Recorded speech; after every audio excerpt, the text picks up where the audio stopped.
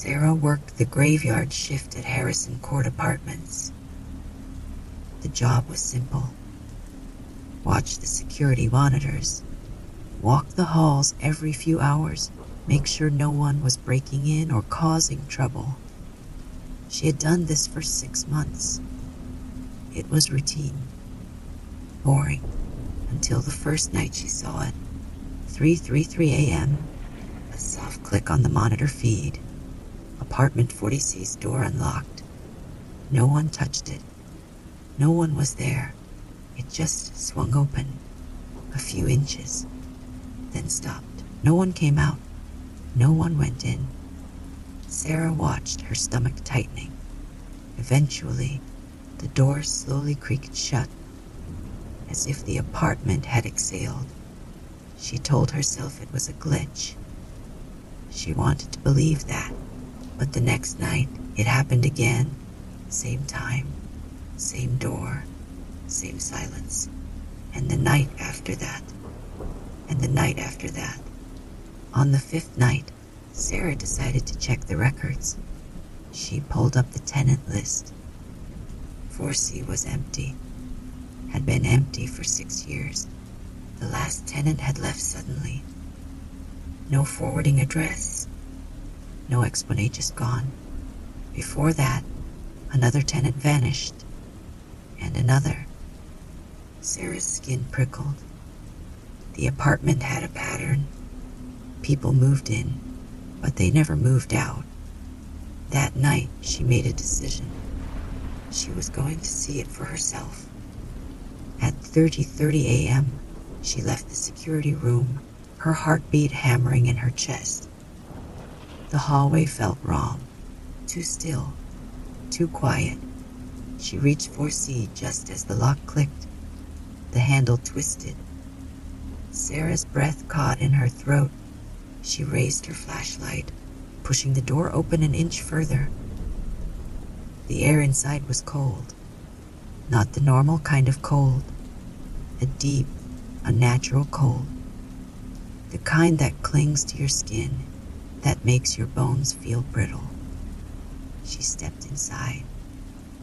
The apartment was furnished, but something was off. The couch, the coffee table, the chairs. They were all just slightly wrong. The dimensions felt stretched, the proportions off. Like someone had tried to copy a normal apartment from memory, but didn't quite get it right. The kitchen smelled like dust and something sore, and on the floor, a pile of old keycards. Dozens of them. Some were faded and cracked, others still pristine. All of them had names written on the back. Sarah's hand shook as she picked one up. It was for an old security guard from 10 years ago. She picked up another and another, all former security guards, all people who had worked this shift before her. And then her radio crackled. Her voices whispered through the static. Close the door before it lets something in. Sarah's breath hitched. The radio wasn't on. It hadn't worked in months. Then, from somewhere behind her, a floorboard creak. Victor had been driving for a rideshare app for 3 years. He'd seen it all. Drunks too wasted to remember their own address. Couples arguing in the back seat. People who sat in silence, radiating exhaustion. But this one was different. The request came in at 1:47 a.m. A pickup outside a closed diner on a street where most businesses had long since shut down. The kind of place where no one should be standing around at this hour. Still, money was money. He pulled up to the curb. The man was already there, waiting, tall, thin, wearing a long, dark coat. His face was obscured, head tilted down slightly, as if the street lights above didn't quite reach him. Victor unlocked the doors. The man slid in silently, settling into the back seat. No greeting, no small talk, just sitting. Victor checked the rearview mirror. The man was staring straight ahead, hands resting on his lap. Something about him felt off, but Victor shook it off. It's just another fare. He started driving. That's when he noticed it. The destination was blank. No street name, no coordinates. Just an empty box where the address should be. Victor frowned, glancing at the mirror again. The man hadn't moved. "Where are we headed, man?" Victor asked, forcing a casual tone. Silence. Then, "Just drive." The voice was wrong. Not deep, not high, just flat. Almost like it wasn't coming from his throat at all. A chill crept up Victor's spine. He swallowed hard, gripping the wheel. He should cancel the ride. But his finger hovered over the button, hesitating. Something about this felt bigger than just a bad passenger. He drove. The city lights blurred past. The man didn't fidget, didn't check his phone, didn't even blink as far as Victor could tell. A few miles in, he glanced at the mirror again, and his stomach dropped. The back seat was empty. His hands clenched the wheel. No, that's impossible. He flicked his eyes up again. The man was back, sitting exactly as before. Victor's breath came shallow. His skin prickled. He blinked. The man was gone again. Then gone. Victor slammed the brakes. His head snapped to the back seat. Empty. His heart pounded. His skin felt cold, stretched too tight over his bones. Then, a voice, right beside his ear. "Why did you stop?"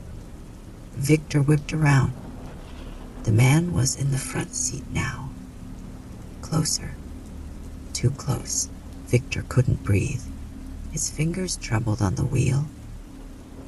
His throat was dry. How did you?" The man turned his head slowly to face him. For the first time, Victor saw his face. Or rather, the absence of one. A void. A hollow space where features should be. A mouth began to open, but it wasn't a mouth. It was something deeper. Something that stretched too wide, too empty, too endless. The radio crackled. A voice, distorted and wrong, whispered through the static. "Keep driving." Victor's foot slammed the gas.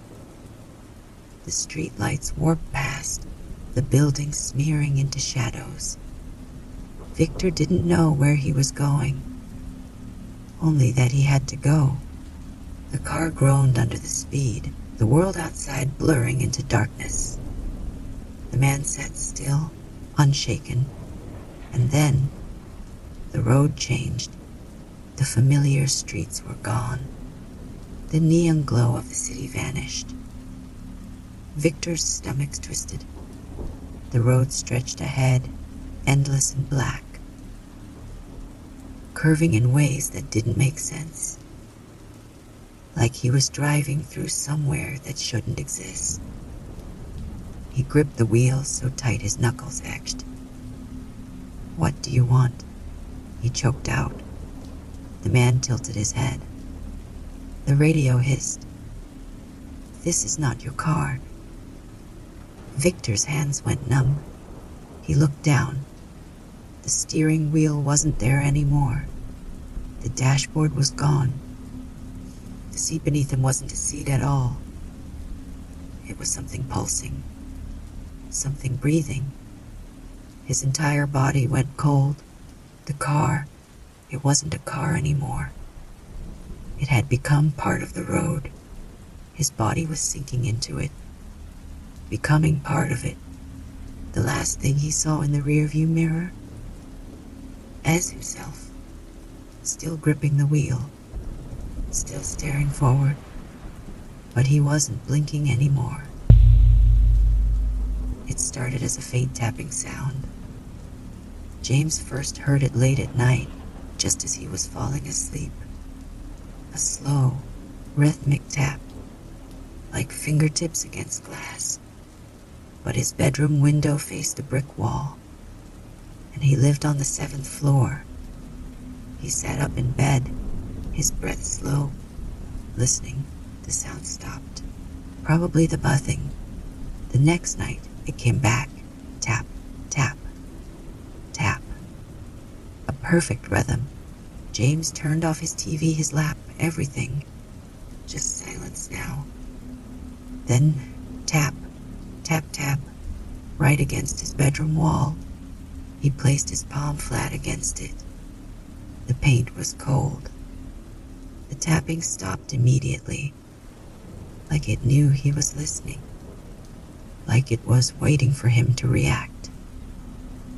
James stared at the wall for a long time before turning over and forcing himself to sleep. But in the silence, his heart pounding. Tap, tap. The following night, James tried to ignore it, but the sound was closer now, not just against the wall. The tapping was coming from inside his apartment. At 3:13 a.m., he grabbed his phone and started recording. He sat on the edge of his bed, the glow of the screen illuminating his shaking hands. Tap, tap. The sound was clear now, crisp. It wasn't the pipes. Then, the tapping changed. A new pattern, Morse code. James's stomach twisted into knots. He searched the pattern online. His breath caught. It spelled out his name. He stopped sleeping. At night, the tapping moved. It followed him. First the bedroom, then the hallway, then the living room. Last night, it had come from inside the closet. Tonight, it was coming from under the bed. James sat on the couch, blanket wrapped around him, TV blaring to drown out the sound. But no matter how loud he made it, the tapping was always just underneath the noise. And then, it started breathing. A slow, ragged inhale, right behind his ear. James ran out of the apartment. He stayed at a motel that night. The next morning, he convinced himself he was just exhausted, that it was in his head. He came back home. Everything was quiet. Until 2:13 a.m., his phone vibrated. A new recording, his own voice sleeping. And in the background, tap, tap. A whisper followed. Let me in.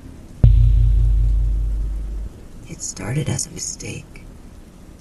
One night, Mia was flipping through channels, half asleep on her couch. She wasn't paying attention. She just needed noise, something to fill the silence. But when she switched to a dead channel, something answered. It wasn't just static. It was a voice, soft, distant. Mia. She sat up, heart pounding. The TV screen flickered, but nothing was there. Just white noise. She muted. The whisper didn't stop. She turned the TV off. The whisper kept going. It was coming from somewhere in the apartment. The next night, she heard it again. Not from the TV, from her phone. She was scrolling through social media, mindlessly watching videos. When the audio glitched, the voice cut in, warped and wrong. Mia, are you listening? The screen froze. The progress bar jittered back and forth. Her hands went cold. She refreshed the app. It was gone. But now, The whispers weren't just in the TV or the phone. They were in the silence itself. By the next night, she couldn't ignore it anymore. The whisper was everywhere. The hum of the fridge, the space between radio stations, the faint electric buzz of her laptop screen.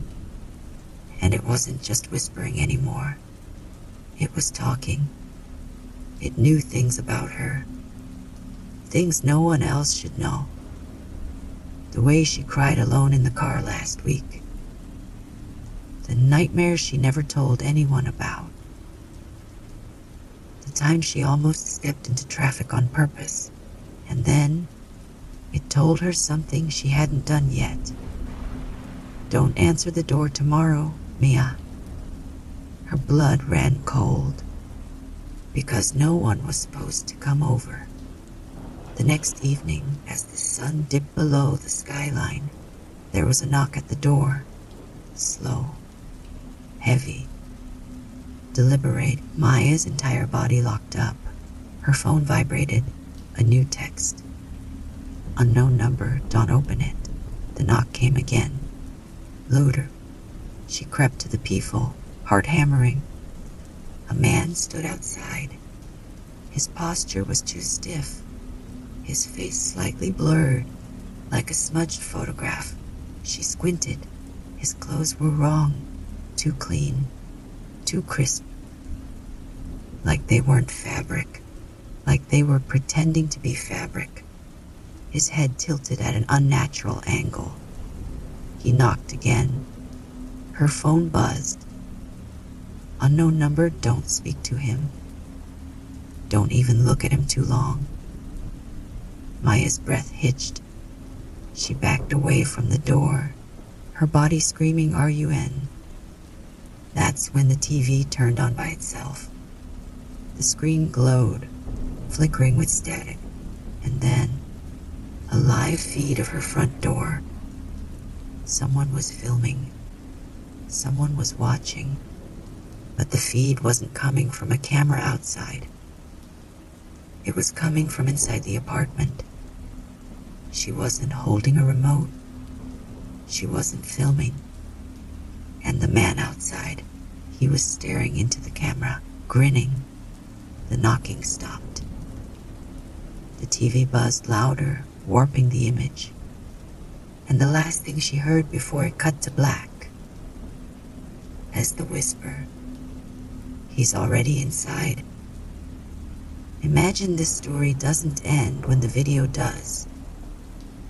Imagine someone finishes listening to it, and then their phone buzzes. A text from an unknown number. Did you like the story? They lock their phone. Try to ignore it. But then, from the corner of the room, their TV flickers on, and the static whispers. You're listening, aren't you?